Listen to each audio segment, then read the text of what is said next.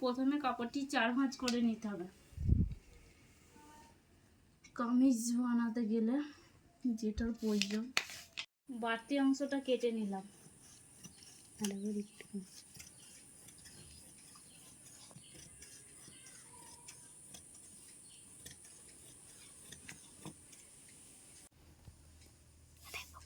ঠিক আছে, লম্বা যা আছে তাই নিয়ে নেব। একটা 34, বুকের ছাতি 34, একটা কামিজ বানাবো। ঠিক আছে, তার জন্য লম্বা যা আছে তাই নিলাম আমরা লম্বা। এর জন্য মোড়ার জন্য 1 ইঞ্চি নিয়েছি আমি। আচ্ছা, এর সঙ্গে পুট যা মাপ থাকবে তার হাফ নেব। ঠিক আছে, পুট এখানে 14 আছে, তার হাফ নিয়েছি 7। পুটের মাপটা নেব, পুট আছে 14, তার হাফ নেব 7। ঠিক আছে, পুটের মাপ নেওয়া হলো। এরপর পুট থেকে মোহরা মানে ছাতির মাপটা নেব।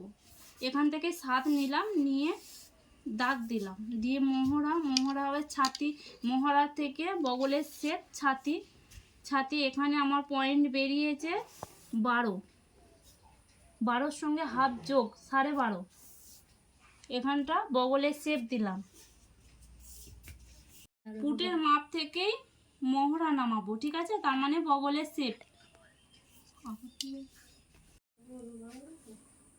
নিলাম।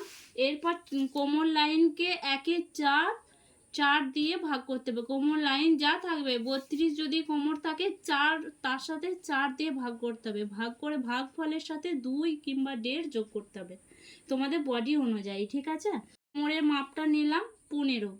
তোমাদের হাইট অনুযায়ী নেবে, বড়দের ক্ষেত্রে 15 নেবে, ছোটদের ক্ষেত্রে এই বল। ছাতির লাইনে মোহরার শেপ দিলাম, মানে বগলের শেপ দিয়ে এরপর কোমরের মাপ নেব।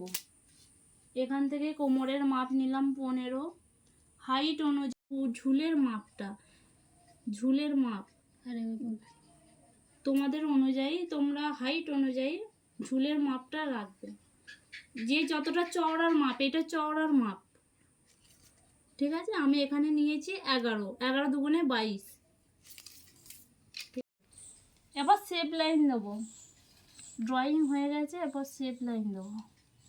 এখান থেকে বগল থেকে এটা নিলাম, এটা কোমর থেকে